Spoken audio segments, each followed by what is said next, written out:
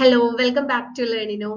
Junior instructor വിവിധ ട്രേഡുകളിൽ ഇപ്പം PSC നോട്ടിഫിക്കേഷൻ വന്നാൽ നിങ്ങൾ അറിഞ്ഞിട്ടുണ്ടാവും. അപ്പൊ അതിന്റെ ഡീറ്റെയിൽ ആയിട്ടുള്ള ഒരു വീഡിയോ നമ്മൾ ചെയ്തിട്ടുണ്ടായിരുന്നു, ആർക്കൊക്കെ അപ്ലൈ ചെയ്യാൻ പറ്റും, ലാസ്റ്റ് ഡേറ്റ് എന്നാണെന്നുള്ളതൊക്കെ.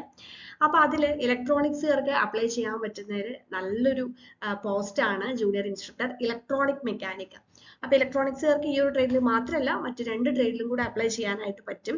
അത് ഞാൻ കഴിഞ്ഞ വീഡിയോയിൽ പറഞ്ഞിട്ടുണ്ടായിരുന്നു. അപ്പൊ ഇന്ന് നമ്മൾ ചെയ്യാൻ പോകുന്നത് ജൂനിയർ ഇൻസ്ട്രക്ടർ ഇലക്ട്രോണിക് മെക്കാനിക്കിന്റെ സിലബസ്, ഡീറ്റെയിൽഡ് ആയിട്ടുള്ള സിലബസ് ഡിസ്കഷൻ ആണ്.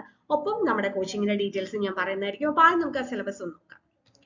അപ്പോൾ പ്രീവിയസ് ഇയർ നടന്നിട്ടുള്ള എക്സാമിന് ബേസ് ചെയ്തുകൊണ്ടാണ് നമ്മൾ ഇപ്പം ഇത് ഡിസ്കസ് ചെയ്യുന്നത്. 10 മോഡ്യൂൾസ് ആണുള്ളത്. അപ്പൊ നമുക്ക് മോഡ്യൂൾ വൈസ് ഒന്ന് നോക്കാം. ഫസ്റ്റ് മോഡ്യൂൾ എന്ന് പറയുന്നത് ഏറ്റവും ബേസിക് ആയിട്ടുള്ള കാര്യങ്ങൾ, that is active and passive components. നമ്മൾ ഇലക്ട്രോണിക്സിൽ ആദ്യം തന്നെ പഠിക്കുന്നത് ആക്റ്റീവ് കമ്പോണൻസിനെ കുറിച്ചും പാസീവ് കമ്പോണൻസിനെ കുറിച്ചുമാണ്. That is resistors, capacitors, inductors, അതിന്റെ കളർ കോഡിങ്, അതേപോലെ തന്നെ സീരീസ് പാരലൽ കോമ്പിനേഷൻ, അതൊക്കെയാണ് നമുക്ക് ആ ഒരു മോഡ്യൂൾ വരുന്നത്. പിന്നെ അതിൽ ജസ്റ്റ് ട്രാൻസ്ഫോമേഴ്സിനെ കുറിച്ചും ഡയോഡ്സ്, ട്രാൻസിസ്റ്റർ, ഫെറ്റ്, മോസ്ഫെറ്റ്, അതിനെ കുറിച്ചൊക്കെ ഒരു ജസ്റ്റ് ബ്രീഫ് ആയിട്ടുള്ള ഒരു ഐഡിയയും കൂടെ നമ്മൾ ആ ഒരു ഫസ്റ്റ് മോഡ്യൂൾ, അല്ലെങ്കിൽ അതിൽ നിന്നുള്ള ക്വസ്റ്റ്യൻസ് നമുക്ക് ഫസ്റ്റ് മോഡ്യൂളിൽ എക്സ്പെക്ട് ചെയ്യാം. 12 മാർക്സ് ആണ് അതിൽ പറഞ്ഞിട്ടുള്ളത്. അതേപോലെ തന്നെ ഐസീസും വരുന്നുണ്ട് കേട്ടോ. ഐസ് റെഗുലേറ്റഡ് ഐസീസിനെ കുറിച്ചും പഠിക്കണം, സർഫേസ് മൗണ്ട് ഡിവൈസിനെ കുറിച്ചും പഠിക്കണം.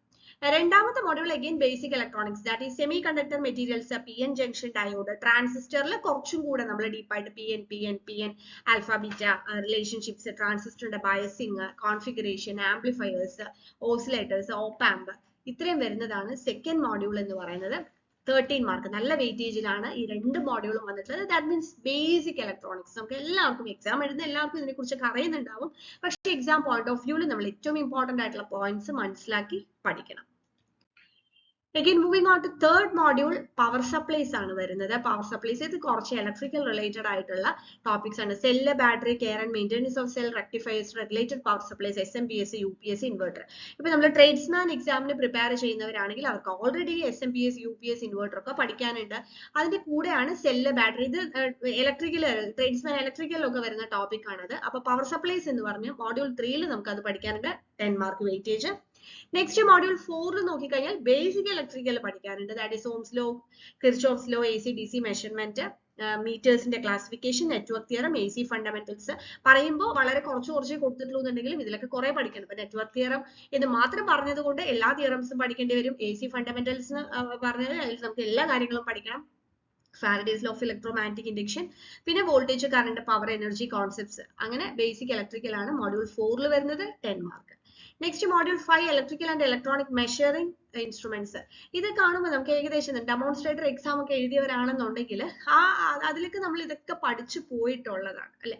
അപ്പോൾ ഡെമോൺസ്ട്രേറ്റർ എക്സാം നല്ല രീതിയിൽ പ്രിപ്പയർ ചെയ്തവർ ഒന്നും കൂടെ എല്ലാം പഠിച്ച കാര്യങ്ങളൊക്കെ ഒന്ന് റിഫ്രഷ് ചെയ്തെടുത്ത് കുറച്ചും കൂടെ ഒരു ലെവലില് നമുക്ക് എക്സാം പഠിക്കുമ്പോൾ കുറച്ച് നമ്മളിപ്പം ഡിപ്ലോമ ലെവലിലുള്ള എക്സാം ആണോ എന്ന് നോക്കിയിട്ടല്ല, കുറച്ചും കൂടെ ഹയർ ലെവലിൽ നമ്മൾ ക്വസ്റ്റ്യൻസ് ആൻസർ ചെയ്യാൻ നമ്മൾ പ്രിപ്പയർഡ് ആയിരിക്കുക എന്നുള്ളതാണ് ഇമ്പോർട്ടന്റ്.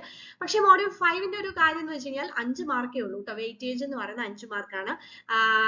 മെഷർമെന്റ്സിൽ നമുക്ക് CRO, digital storage, oscilloscope, function generator, multimeter, ഒരു 4 ടോപ്പിക്കേ ഉള്ളൂ. അതുകൊണ്ട് തന്നെ 5 മാർക്കാണ് അതിന് വരുന്നത്. Next module 6, soldering and desoldering ആണ്. ഇത് അതില് different types of soldering materials, ഫ്ലക്സിനെ കുറിച്ച് ഒക്കെ 5 മാർക്ക്.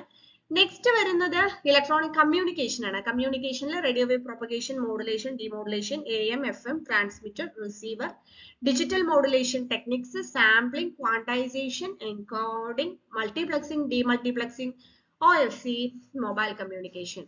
എഗെയിൻ കുറച്ച് വെയിറ്റേജ് ഉള്ള മോഡ്യൂൾ ആണ്. 12 മാർക്സ് ആണ് വെയിറ്റേജ് വരുന്നത്. അടുത്തത് ട്രാൻസ്ഡ്യൂസേഴ്സ് ആൻഡ് സെൻസേഴ്സ് ആണ്. അത് നമ്മൾ നോക്കിക്കഴിഞ്ഞാൽ ഇപ്പൊ ട്രേഡ്സ്മാൻ പഠിച്ചുകൊണ്ടിരിക്കുന്നവർക്ക് ഓൾറെഡി ട്രാൻസ്ഡ്യൂസേഴ്സ് ആൻഡ് സെൻസേഴ്സ് പഠിക്കാനുണ്ട്. Active and passive transducer, thermistor, thermocouple, inductive and capacitive transducer, LVDT, proximity sensor, electronic devices, second 10 marks.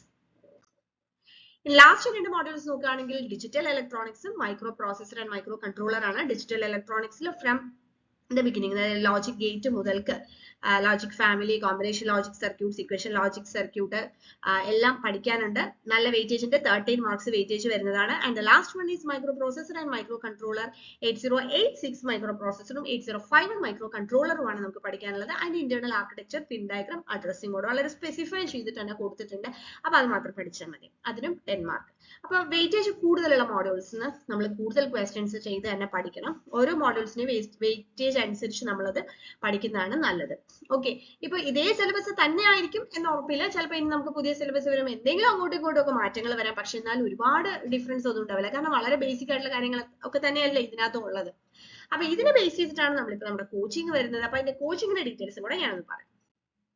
Okay, നമ്മളിപ്പം കോച്ചിങ് പ്രൊവൈഡ് ചെയ്യുന്നത് ജൂനിയർ ഇൻസ്ട്രക്ടർ കോംബോ കോഴ്സ് ആയിട്ടാണ്. അതായത് ഇലക്ട്രോണിക്സുകാർക്ക് ഞാൻ പറഞ്ഞല്ലോ 3 പരീക്ഷ എഴുതാം. Technician medical electronics, electronic mechanic consumer electronics. അപ്പൊ ഈ 3 പരീക്ഷയും അവർക്ക് എഴുതാന്നുള്ളത് കൊണ്ട് ഓരോന്നിനും ഓരോ കോഴ്സ് എടുത്ത് പഠിക്കേണ്ട ആവശ്യമില്ല. പകരം നിങ്ങൾക്ക് എല്ലാവർക്കും ഈ ഒരൊറ്റ സിംഗിൾ കോഴ്സ് എടുത്തു കഴിഞ്ഞാൽ ഈ എല്ലാ എക്സാമിനും പ്രിപ്പയർ ചെയ്യാൻ പറ്റുന്ന രീതിയിലാണ് നമ്മൾ കോഴ്സ് സെറ്റ് ചെയ്തിരിക്കുന്നത്.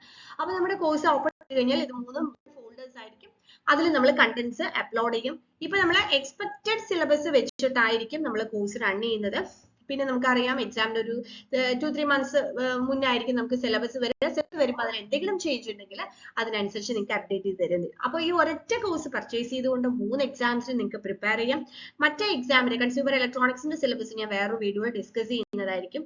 സോ നമ്മുടെ ആപ്പ് ഡൗൺലോഡ് ചെയ്ത് അതിൽ നിങ്ങൾക്ക് കോഴ്സ് പർച്ചേസ് ചെയ്ത് അധികം വൈകാതെ തന്നെ പഠിച്ചു തുടങ്ങാം. Thank you.